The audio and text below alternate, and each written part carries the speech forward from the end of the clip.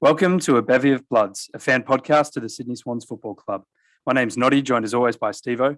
And in this episode, number 28, we're going to be talking about how the 2021 trade period played out for the Swans, who we picked up in the national and rookie drafts, assess the finalised list, and finish up with our best 23 as it currently stands. So to all you Cygnets and Swanlings out there, fluff up your tail feathers and settle in for a potentially biased yarn about all things to do with our beloved Bloods.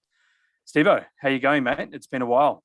It has been a while, mate. I'm pretty good. I think things are looking colder and colder here. It's about -10 and freezing outside, so I'm quite happy to be inside having a chat to you. Wowzers, -10. That's pretty. That's pretty chilly. It's horrible. So we've got a stack of rain here at the moment. Lots of floods, and it's the La Nina, I believe, as opposed to the El Nino. Okay. So we're copping it. Like it's meant to be, obviously heading into summer and warming up, but it's it's just rainy day after rainy day. So that's where we're at. That's kind of, it reflects my mood now that the footy season is well and truly over. However, obviously this episode we're going to be looking at the trade period, the draft period, and all that sort of stuff. So reasons to shine and smile, perhaps. But I guess we'll find out once we get into it, mate. But good to be chatting with you today, and looking forward to this episode, this ad hoc episode of ours. Now that we're out of that weekly machine, the grind, we're sort of a little bit rusty, aren't we? Yeah, I'm always feeling what I'm supposed to be doing. I'm dropping my pen on the ground. You might have heard the cap fall. Yep. Anyway, carry on. Yeah, no, that was very, very clear. Yeah. No. So we were just saying off air that with the games, you can get in, you're reviewing and previewing, and it's pretty easy to follow. But with this, we sort of had to bring everything together, and there was lots of different things. So yeah, we've waited for all these periods to finish and then report back, rather than doing a bit before and a bit after. Because as you know very well, I was chipping away at you saying, "Come on, Steve, let's do a beforehand episode," and you're like, no, it's going to be smooth if we do the after reporting. So here we are, and we're going to be looking at the trade period summary off the top. So this is all very well known to a lot of Swans fans, but we'll just go through it for the sake of being proper. And so we'll list out the delisted/moved players. So obviously Brand, Carruthers, Ling, Gray, and Hewitt all moved on.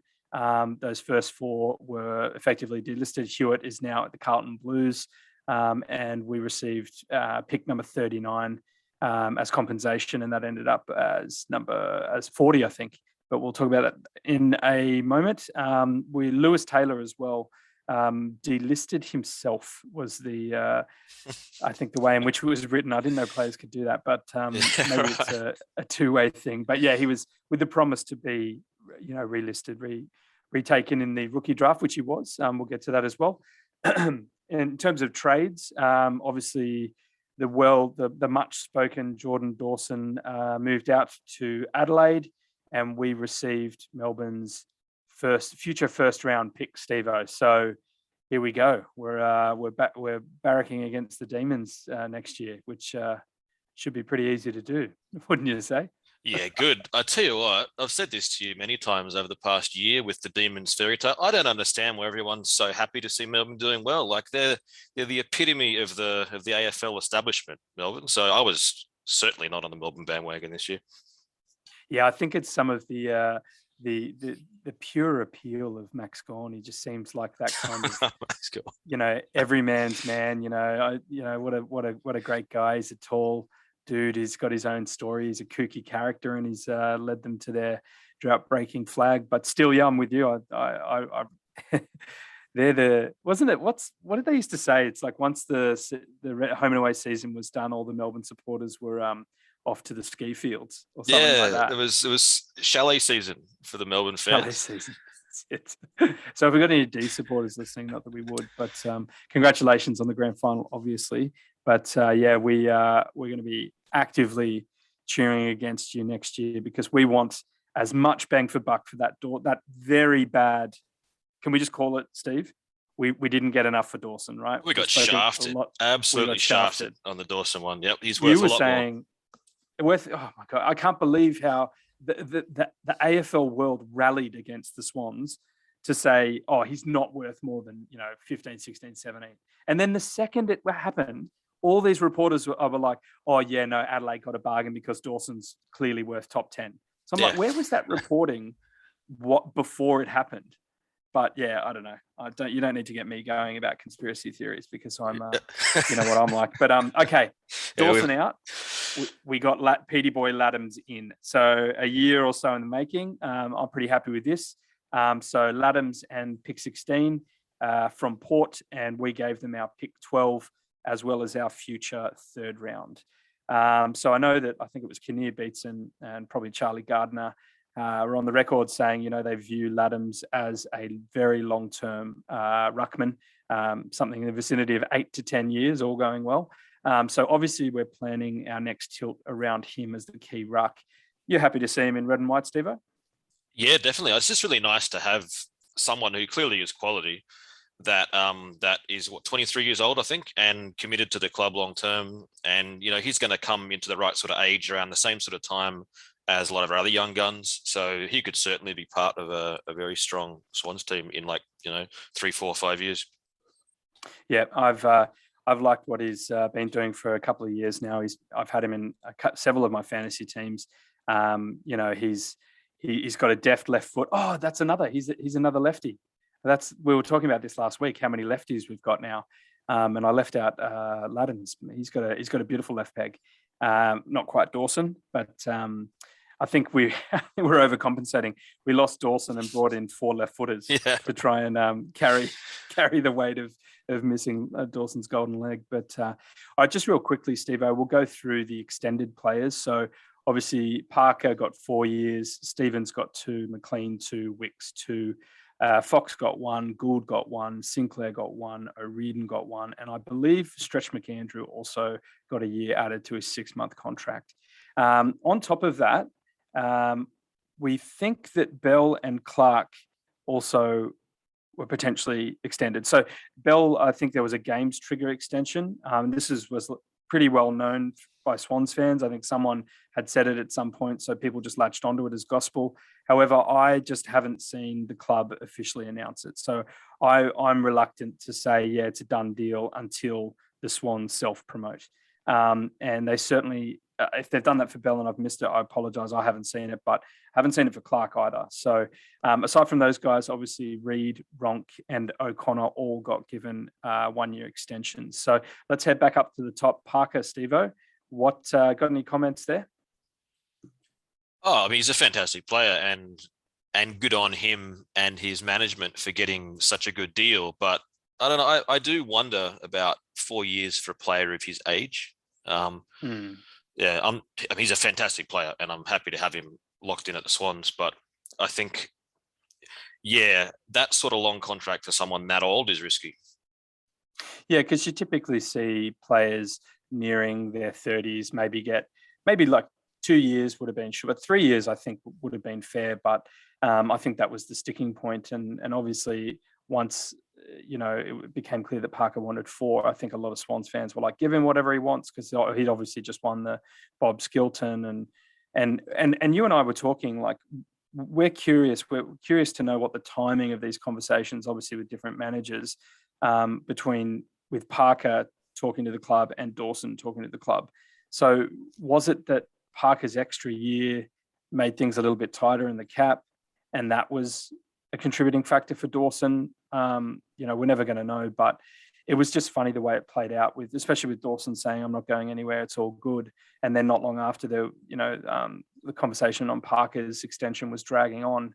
So yeah, it's going to be one that we're always going to speculate over. But yeah, have you got any crazy conspiracy theories there, Steve-O, that I can get my hands onto? Yeah, I love a good one. Go for a run with. Oh, look, I don't know. I mean, we don't know how this all goes on. We're just speculating from outside the club. But, you can't help but wonder, or I can't help but wonder, if Parker signs his deal in June or July or something, and at that time Dawson was in the press saying, Swans fans got nothing to worry about, indicating that he wanted to stay. If Parker signs off in the middle of the year, maybe Dawson signs a week later or a month later or something, but it got stretched out. And, the longer things go on, the tougher it can be, I guess, to retain people. But yeah, we don't know. This is just guesswork purely. Yeah, totally. But it's all done, and Parker's here, and Dawson's gone. And look, I'm happy that Stevens, McLean, and Wicks got 2 years. Gould's obviously got the one. I know a lot of Swans fans are pretty keen to see what he can do at top level. But yeah, before that, I think Stevens, McLean, and probably more so Wicks. I think you were really happy to see Wicks get an extension. Yeah. Yeah, I'm a big fan of Wicks. I mean, we'll talk about him a bit at the end when we talk some about the specific players, but he's a player that I really, really like at the Swans and the role that he plays. And Sydney boy as well. And let's hold on to those. So obviously with Dawson wanting to go home, and then we also saw in the draft this year there was plenty of WA boys who stayed in WA. So yeah, look, I think it might be a thing for as long as COVID is around. So yeah, we want to hold on to these local guys as much as we can.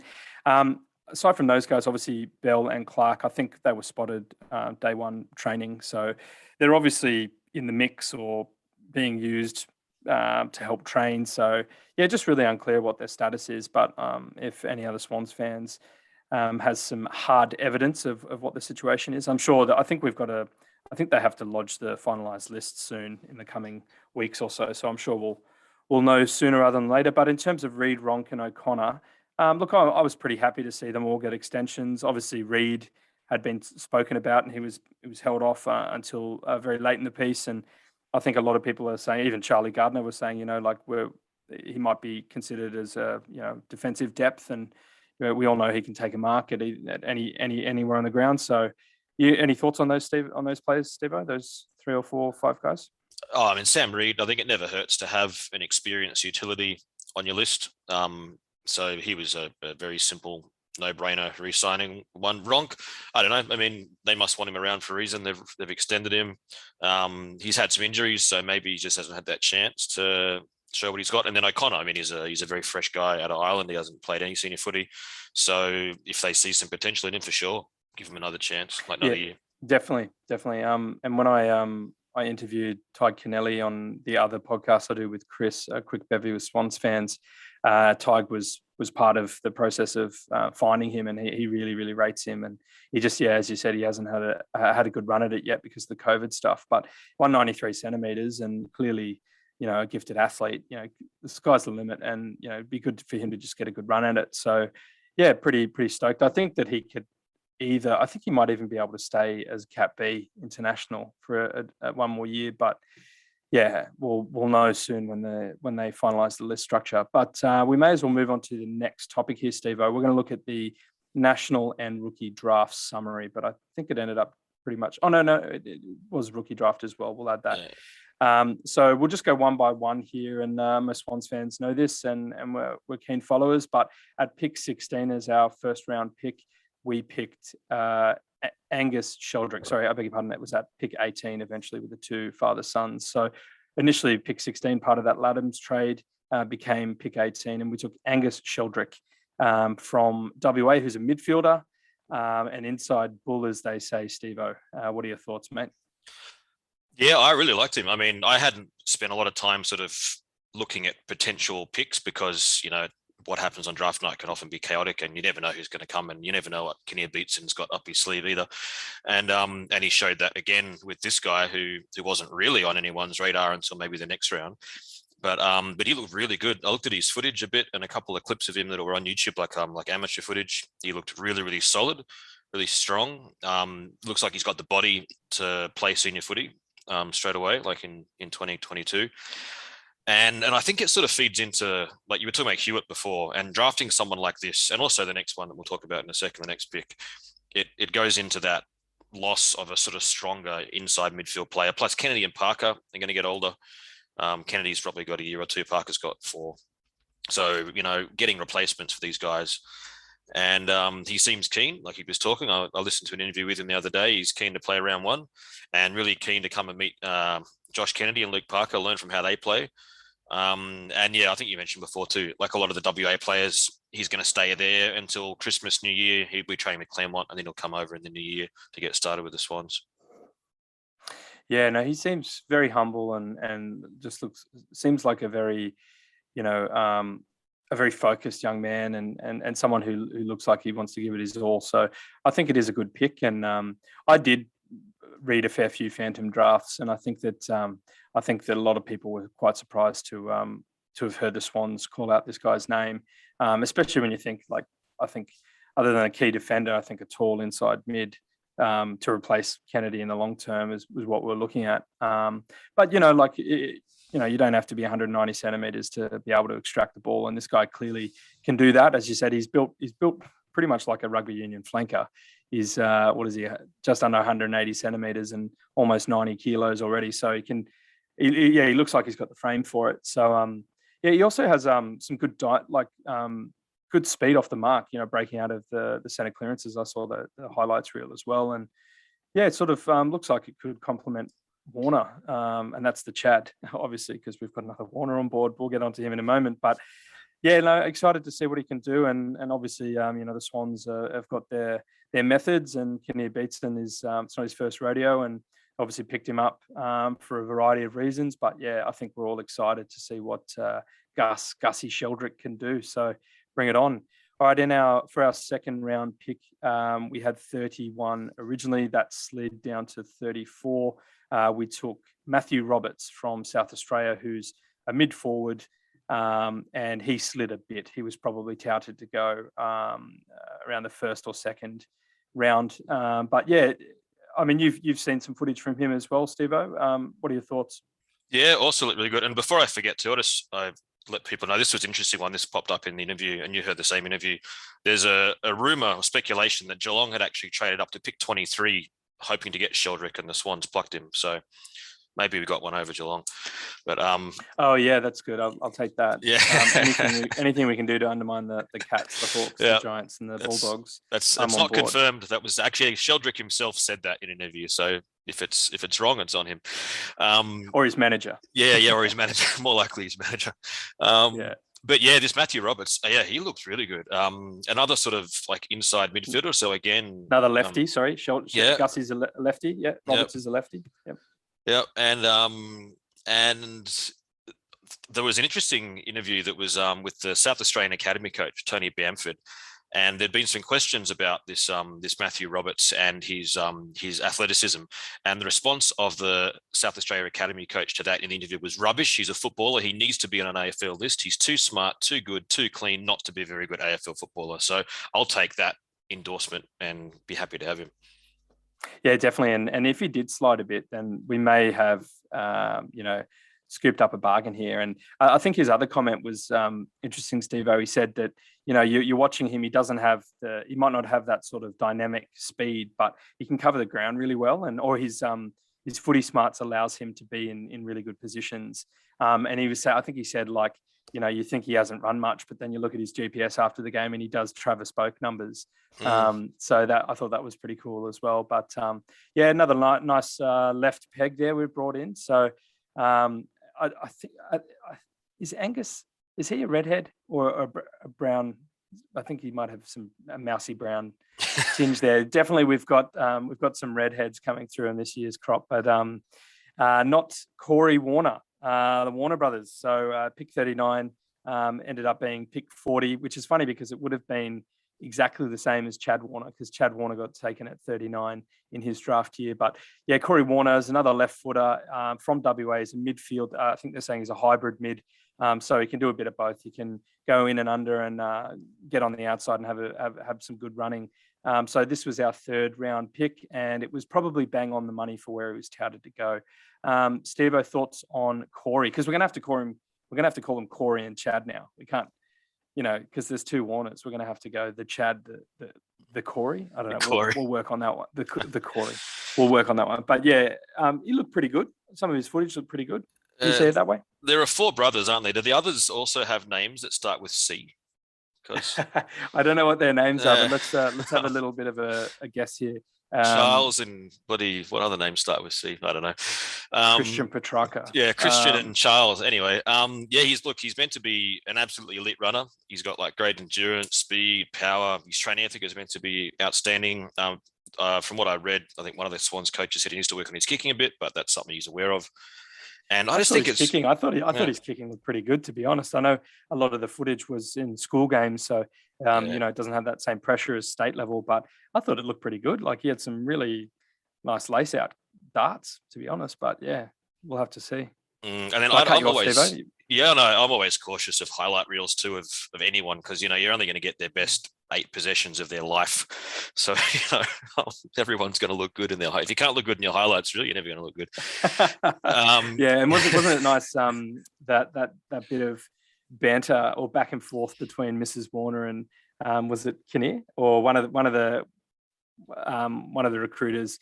She sent a text message saying "I love you," or maybe it was to Horse. I'm not sure, but when they selected him, I thought it's pretty cool that Mrs. Warner's has got all these numbers in a phone ready to go. But I guess you do if you've got one son already in the club. But no, I thought that was pretty cool, and yeah, I mean, I'm excited. I'm excited by what these 3 guys can do. But and keep them together too. I think the Warners, especially, like it's good that they're grouping all of these WA guys and some SA guys as well. But to get the brothers, so now as long as they're both playing good footy and both happy, as long as the Swans manage their contract so that they're never out of contract at the same time, we'll have them both for 12 years. Yeah, that'd be great. And I think we were talking about that by that stage, Charlie and Christian should hopefully be at the age where they can come on board. So I think you said if there's roughly a 10-year, just guessing, 10-year gap between Chad and the youngest boy, then in Chad's final years in the red and white will be the first few years for the youngest. So we can only dream. It's a romantic story, and we hope that they all have long careers wherever they are, but hopefully in the red and white. All right, Steve. Lastly, for our 4th round pick, I think it ended up being 58. We took Lockie Rankin, who was listed as a utility player.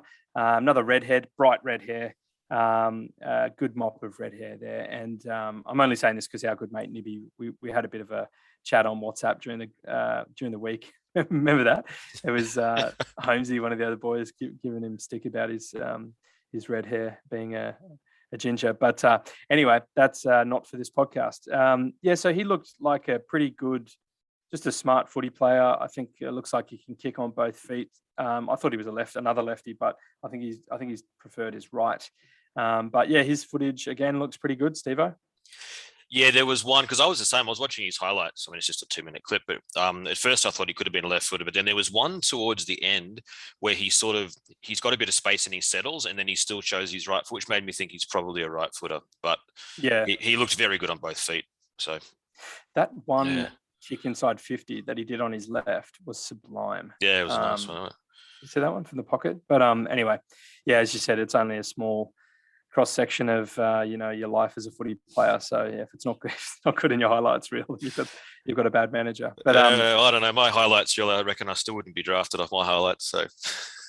Oh mate, my highlights reel was a twisted ankle and a torn hammy. So hot shot, naughty. Steve-O, I think you got a few comments here about some snapshot takeaways about the draft. Oh, hang on, sorry. Before that, just real quickly, in the rookie draft, we relisted Louis Taylor. So that's at our pick. I don't know what it ended up being. I think it must have been, I don't know. Do you remember, Steve-O, halfway through? Maybe it was in the top 10. I think I remember looking. I think it was in the top 10 or so. But the rookie draft, and we'll talk about that in a moment. The rookie draft has become a bit of a recycling, not even recycling, just reassigning draft. It's a bit of an accounting exercise, isn't it? Yeah, it's certainly heading that way. But we'll chat about that in a sec. But yeah, just a couple of fun facts from the drafts. Looking at it, and in the past 3 drafts, this is interesting. Given the spread of players, most of the AFL players come from Victoria, the majority of the draft. But in the last 3 drafts, we're saying 60 to 70%. I think we'll work. Something like that. Yeah, this year. Yeah, it was. Yeah. It's quite high. Yeah, I think it was something like 35 out of 65 or something this year, and previous years it's similar. For the national draft, we've taken 5 from WA, 3 from South Australia, 2 from New South Wales, only 1 from Victoria, and that was this bloke Rankin that we just took. Rankin. So that's a huge focus on non-Victorian players. I think is really interesting. So that's one. And then in terms of access to the top end of the draft, looked up in the past 20 drafts, and that means since Paul Roos began in 2002. Ooh.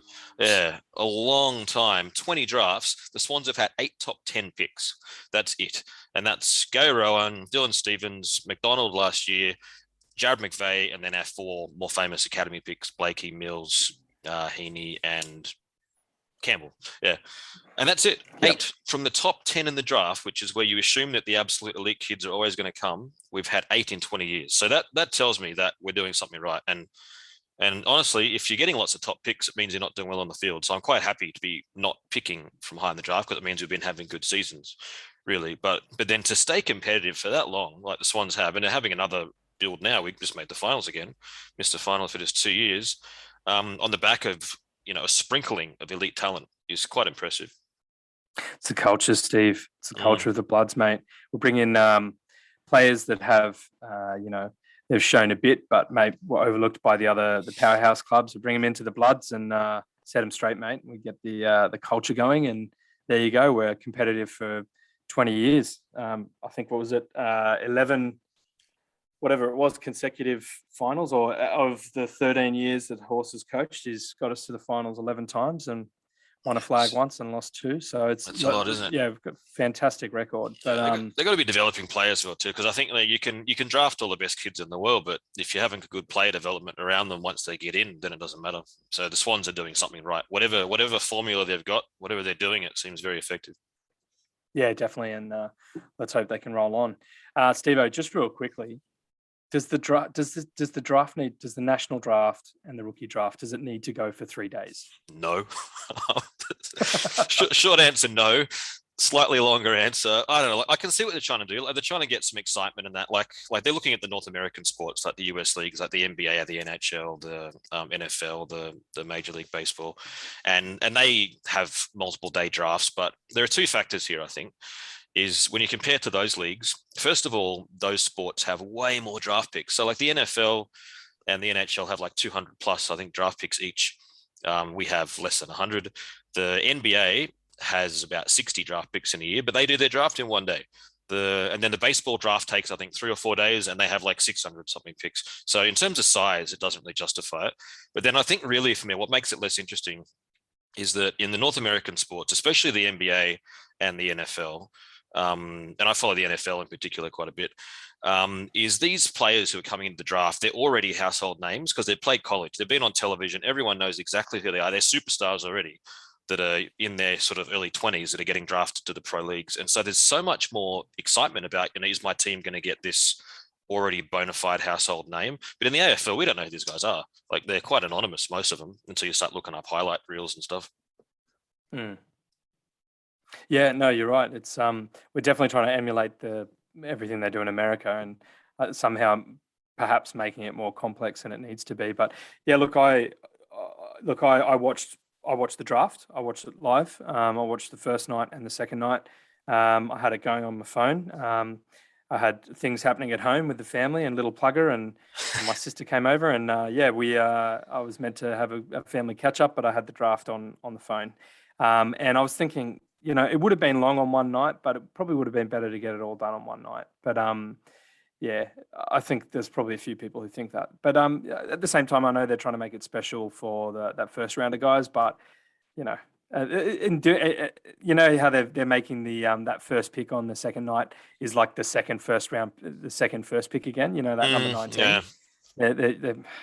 They love creating storylines for themselves, don't they, these guys? But that's about right.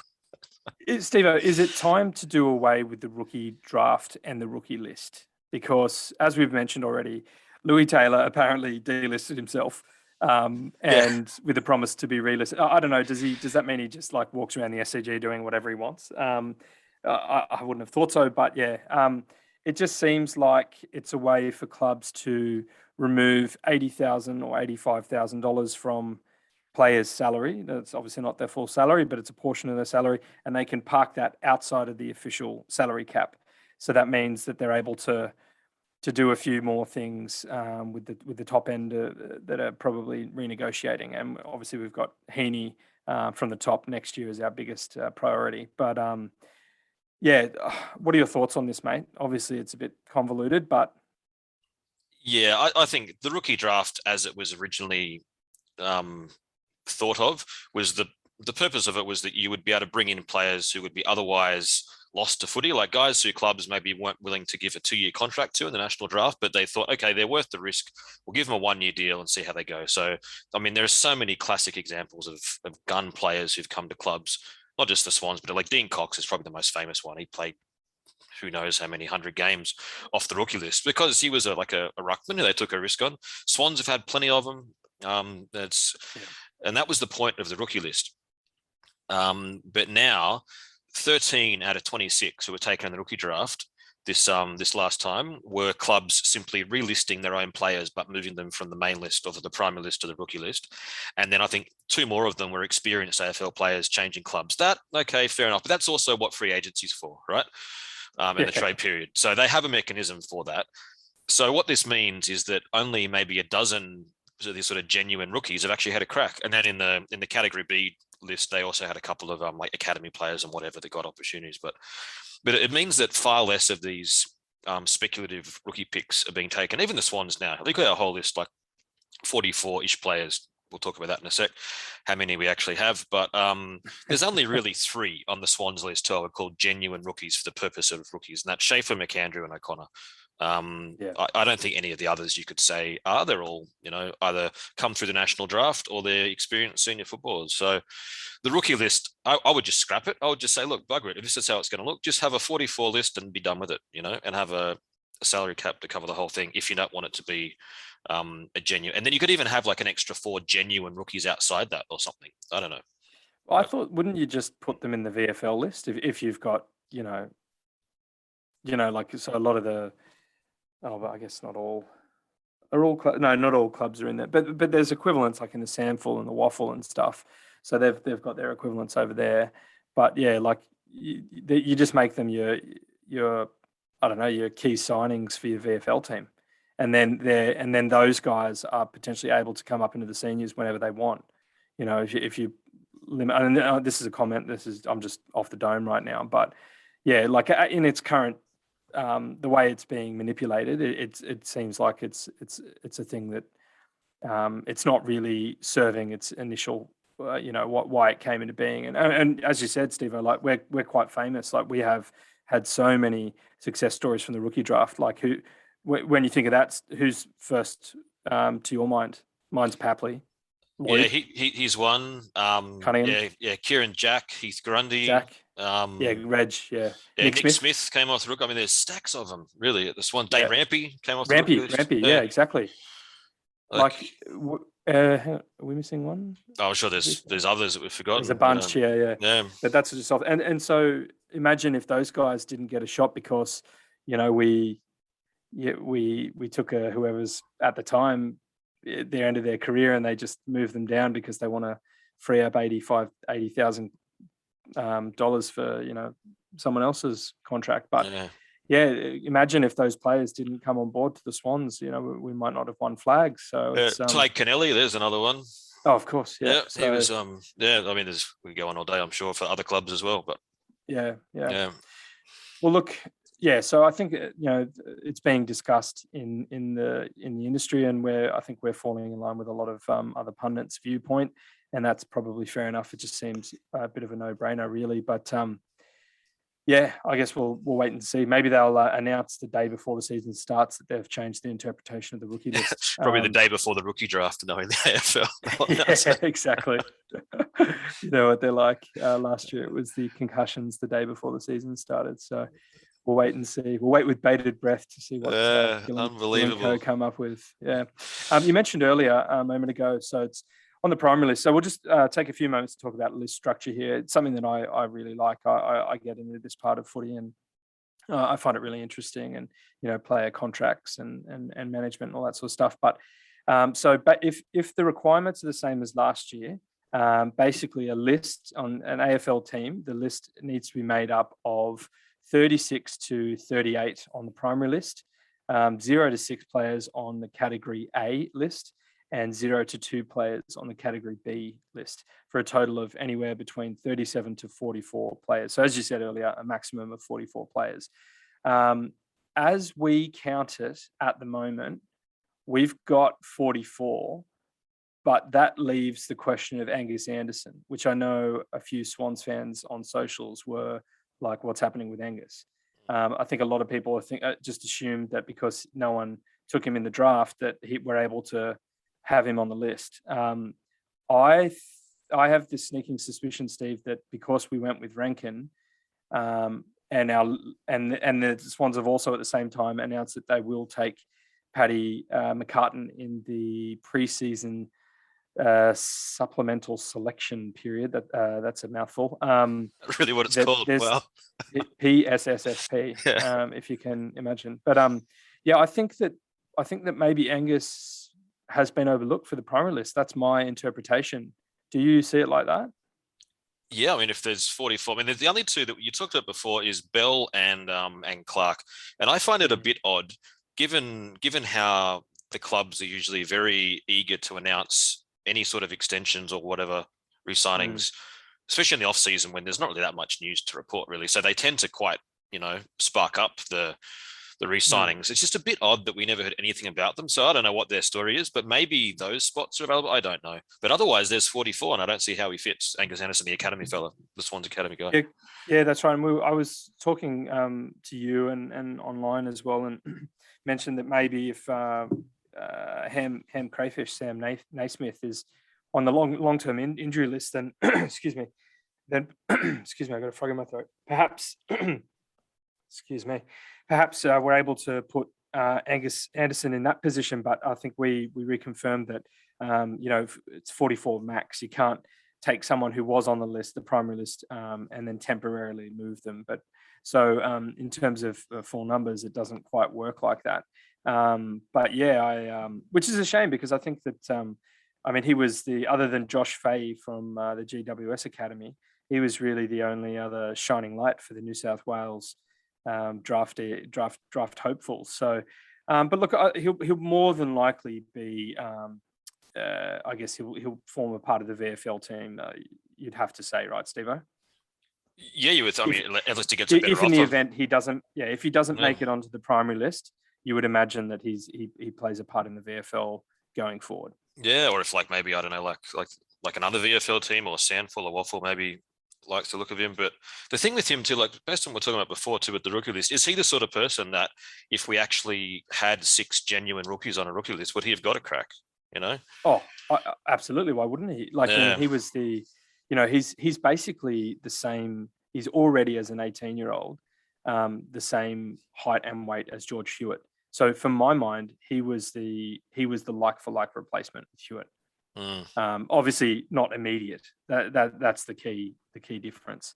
Where someone like Gussie Sheldrick might be closer to being there, but Angus Anderson, might have to have a couple of years in the system before he gets a chance. But just in terms of height and weight and the kind of player he is, ferocious tackler, ex-rugby background, I just saw him taking over Hewitt in that regard. But yeah, look, who knows? Well, as I said earlier, we'll know when they finalise the list. They lodge that. They'll make an announcement. They'll update the app. And then we'll figure out who's who, who's in category A, who's in category B, and who's on the primary list. And we look forward to it. But yeah, Paddy McCartan, I think we're going to talk about him. Oh, actually, we may as well just jump into it now, Steve-O. So we're going to talk about, our understanding of the list at the moment, and we're going to assess it. So how it's looking, if there's still any holes or anything. But I know you've got a couple of comments there that you are going to lead with, Steve-O. Oh, I just think that when you talk about McCartan, I think he's a good addition. I mean, he adds some size and real ability, back or forward. The Swans have said, I've heard a couple of different people from there saying, I think that they're going to play him back or forward depending on what their needs are. So I think that kind of fills the potential hole we might have had in the back line.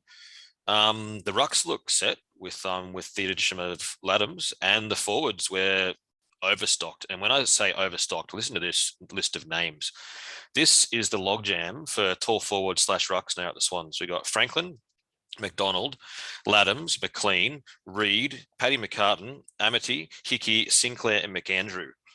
That's a lot. And out of those 10, probably no more than 5 play each week if we're thinking maximum 3 forwards, 1 in the ruck and 1 of them in the back line. So there's serious competition for spots. I think you're missing forward rucks. Okay, so you've left Melican out for that. Yeah. For, I excluded him. Yeah. Were you not there this year when those guys put the party hats on and it was a Marty party? Yeah. You just did a Brian Taylor, Steve. This is what happens when you live in Finland for too long. Amity. You call a Marty Amity. Do you know how you'd say that in Finnish? You say Amartu. If I said that in Finnish. I've never met the bloke, but I can Amartu. guarantee that's definitely not how you say it. Yeah, and you'd say Joel Amartu. Yeah.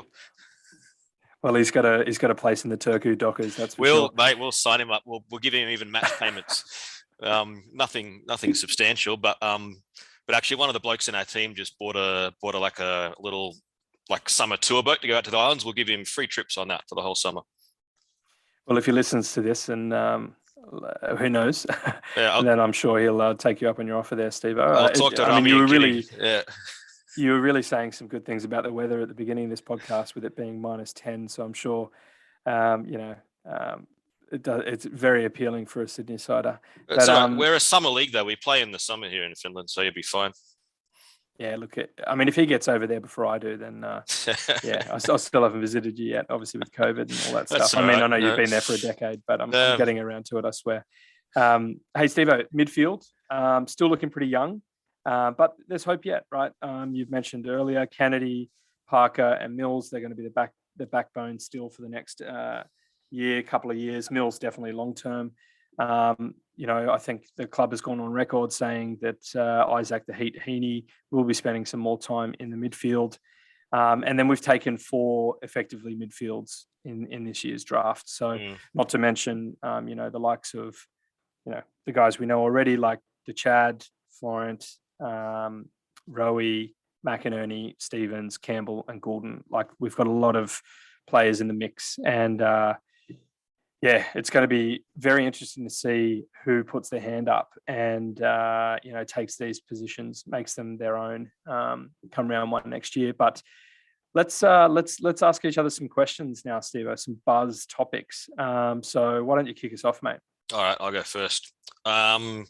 Which of the new additions would you want as a lock to play round 1? Who do you think is the most likely? Well, likely and what I want. What you want. Who would you love to see out there? What I want? Okay, I would love to see Paddy McCartan in the back line with his brother, round 1. Yeah, that'd be cool. But I know that that's a big if, because, he hasn't played AFL for a long time. I know he had a few good games last year, but and I'll just say, halfway through the year when it all went quietly, he obviously got, banned for 5 matches for that brain fade. On the Cats player, but how I love a good conspiracy and all that sort of stuff. I was looking at I was about to say that I was right, because you were like, no, they haven't spoken about him. He's off the radar. He won't be taken. And I was like, no. They've included him on the end of season holiday photos. I think he went to Darwin with Tommy Papley, his younger brother, and maybe Dill Stevens. And so I was like, why would the club go out of their way to put pictures of Paddy if they weren't going to take him? And lo and behold, out comes Charlie saying, yeah, we'll take Paddy. So I just want a few big ups there for Noddy. A few selfish.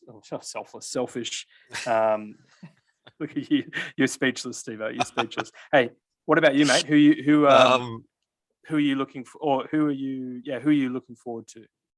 I want to see Laddams in there round 1. I want to see him assert himself, because he's coming into a team. Like, I've just listed all the forwards and rucks that are in contention, and I want to see him come into a new club and really stamp his foot down and say, "No, this is me. I'm going to be the number 1 ruckman for 10 years once Hickey's gone, and in the meantime, I'm going to do everything else I can to be in the 22." So that's why, Laddams for me. Yeah, I think I see 20 plus goals coming in his first year, but I don't want to put the moz on him. But all right, Steve-O, where do you most like to see? Where would you most like to see Isaac Heaney playing next year? Like everywhere, but you'd want like at least 2 of him. 3 of him would be nice. It's like Mills. Like, you'd love to have at least 2 of Mills, but I don't know. Like, because I know he's going to go into the midfield, and we need that. And the forward line is overstocked. Not just the big forwards, but also our smaller forwards. We've got real good quality in there. So he's perhaps not as needed in the forward line. He's certainly needed in the midfield, because we've got quite an age gap really between Mills and the next group of midfielders coming in. So another more experienced player in the midfield would be really, really good. But I love him as a forward. He's so dangerous. And I think taking him from the forwards to put him in the midfield, it's kind of like robbing Peter to pay Paul, as the saying goes. Like you're losing, you're gaining something, but you're losing something else. And when I think, like, as a coach, if I had Isaac Heaney to match up on, I'd be much more terrified of the prospect of Isaac Heaney one out in the goal square than Isaac Heaney in the center square. He's great in both. He's really good in both, but I'd be thinking, God, what do I do? You can't match up on him as a forward. He's too good. Like he's too good overhead. He's too good on the ground. His explosive speed is too good. He's such a good kick. I like him as a forward, but I can understand why he's going to play midfield. Yeah, look, I'm with you for those exact reasons, Steve-O. I think if they just use him like Papley was used at times this year, right? Like throw him in the middle, try and get some center clearance dominance going, and then put him back forward. And as you say, he's more than a handful, and when he's on, he's on. I think you were waiting for him to break out in the final series for us to only go down by 1 point to those cross-city rivals of ours. But he was primed, 4 goals. He was looking good. So I don't know. He's probably not as influential playing as a midfielder. I mean, look, obviously, if he's getting the inside 50s and all that sort of stuff and getting clearances and stuff, that's still a dominant performance. But he's the type of player that can actually turn a game just on his own performance. I'm the same as you. I'm predominant forward with bursts of mid. But it seemed like maybe, did you think it was going to be the other way around when Horse made his comments? Oh, they weren't really that clear, were they? They didn't give us much to go on. I'm always reading between the lines, Steve. You know me. Yeah, and also, like, I always figure, like, we can say what we think, but I mean, the coaches know what they're doing. They work with these players. They know the game plan and everything. So I'm sure that whatever Longmire and that do with him will be the best thing for the team to win games of footy. But I just love watching him in the forward line. Like, as a selfish fan, I want to watch him just dominate in the forward half. Yeah, definitely, mate. All right, I think over to you. Yeah, this is an interesting one.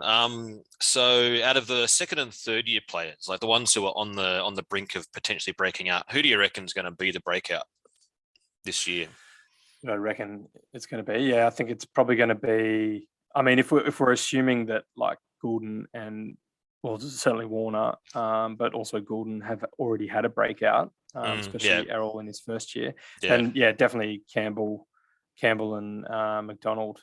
I'm looking forward to. How about you, mate?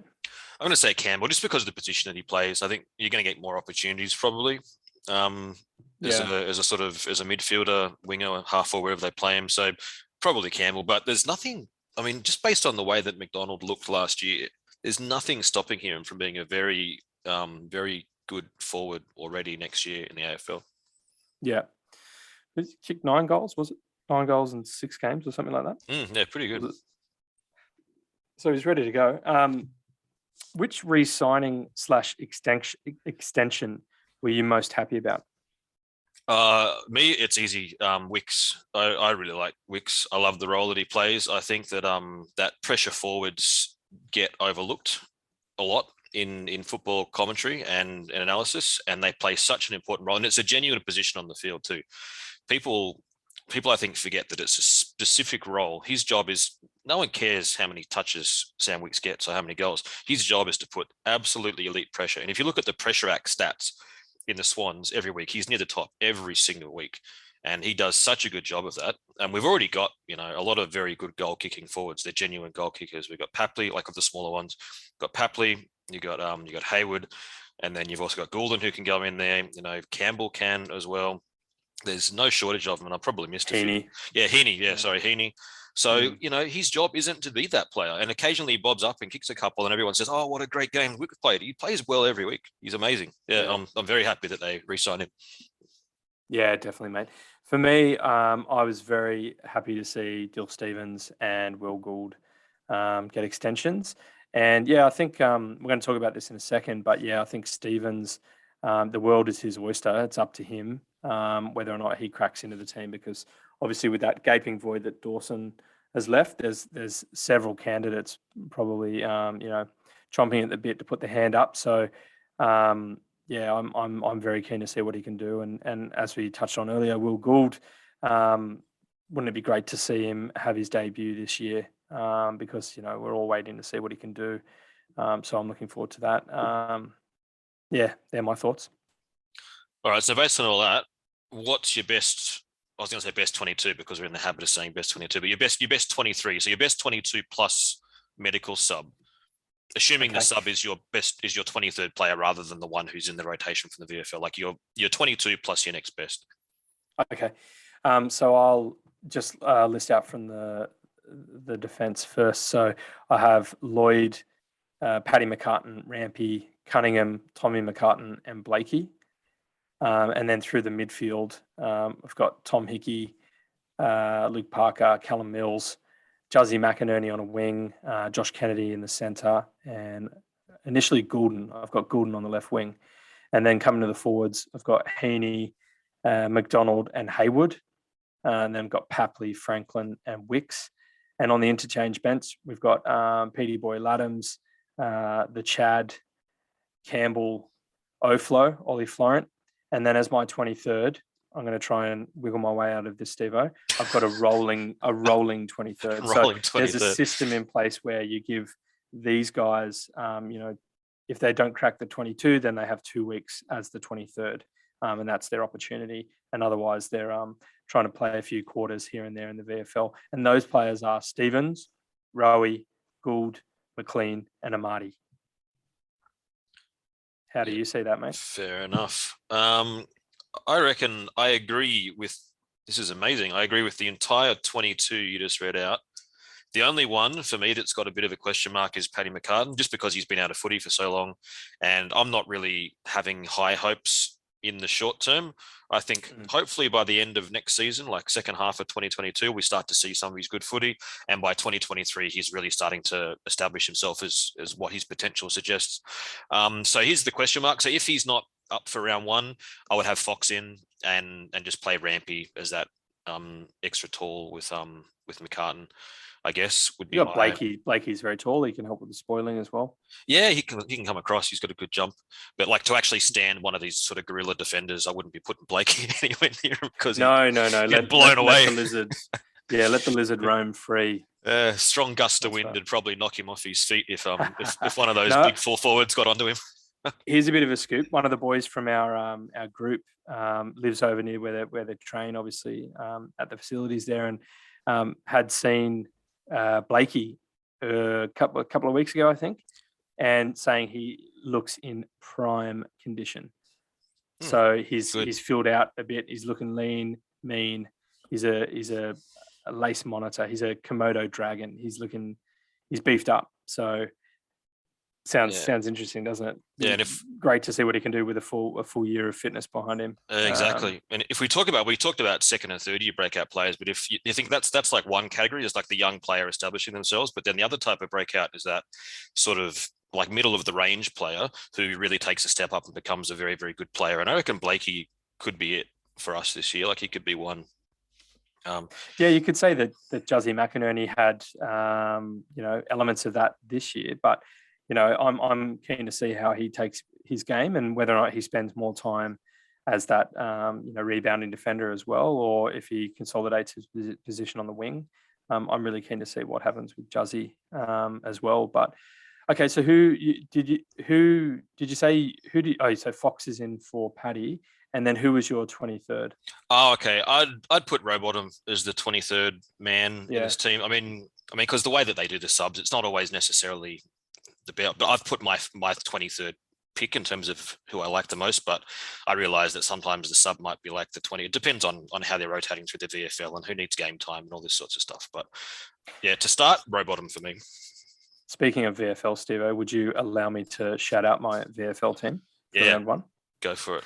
Cheers, mate. Gould, Milliken, O'Connor, Fox, Reid, O'Riordan, McAndrew, Stretch McAndrew as ruck, Rowie, Clark. That's if Clark is still around. Sheether, Taylor, and Stevens, and then Amati, Bell, Sinclair, Ronk, McLean, and then obviously one of the 4 new guys come onto the field. Probably Gussie Sheldrick to start with, and then they have to elevate someone from the development to go on the 4 places of the interchange. That's a pretty strong team, wouldn't you say? Yeah, it's not a bad second 18 to have. I mean, and Goulden's brother runs around in there too, doesn't he?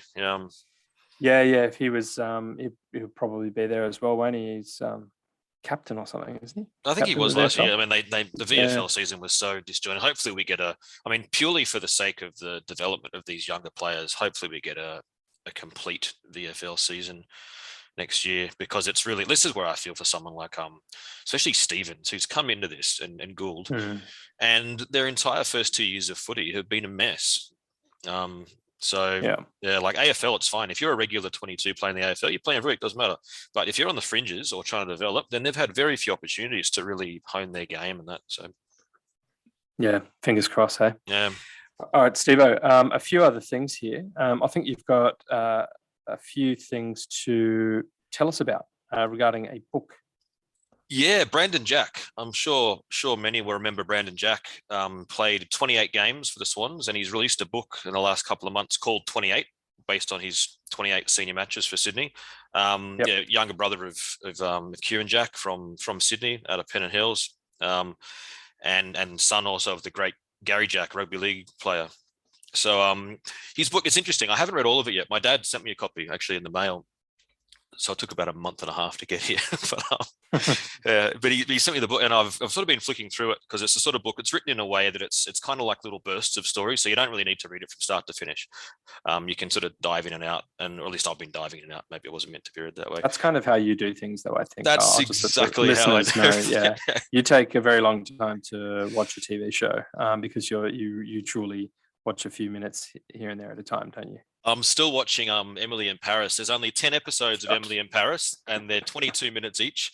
And like 2 weeks ago, it was recommended to me, and I've still only watched 6 of them. And I like the show. So it's not even like I don't like it. It's just that I got a very poor attention span. So Brandon Jack, I can't believe you said all of that on there. I can't believe that more people aren't in love with this show. It's wonderful. I watched the first 3 episodes.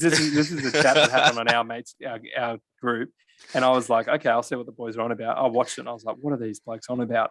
This is probably the worst show I've ever seen. It's great. I love you and I love Nibby, but goodness, that was rubbish. It's like for those listening who are more interested in this type of television show, I can tell you it's like A Devil Wears Prada, but the whole thing is in Paris and the characters are more likable. So it's got everything.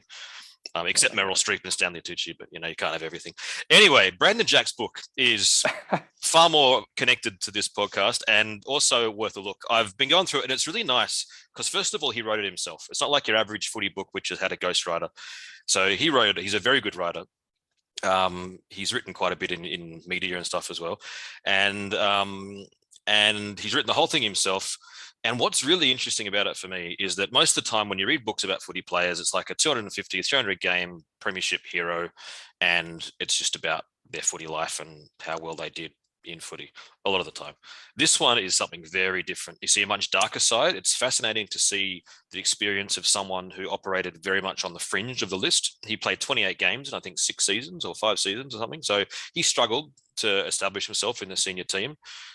He goes into the relationship between him and his family, which was quite publicized. So there's some interesting insight on that in his own terms, like in his own way of speaking. And he doesn't just talk about footy. He talks about the impact of being an AFL footballer on his life. So it's definitely worth a read. Go and get it. Good Christmas gift, I reckon, in someone's stocking that likes footy, or the Swans. Anyone who likes footy, really, I think would find interesting.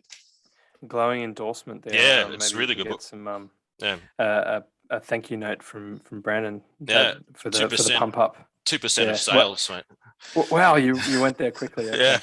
All right, Steve-O, let's have an AFLW update. There's a few things here to go through, and I'll pass over to you. Sure. I mean, the main thing is that we now know that the season's going to start on the 6th of January, which is good. And finals are going to be in March, but that's yet to be confirmed. We don't know who plays who and when and what, but yeah, 6th of January. It was delayed. The Western Australian border restrictions have pushed back the start of the season and the announcements, but that's set to go now, hopefully 6th of January. And the Swans will be in it next season. So this is the last season that we won't have a Swans team in AFLW.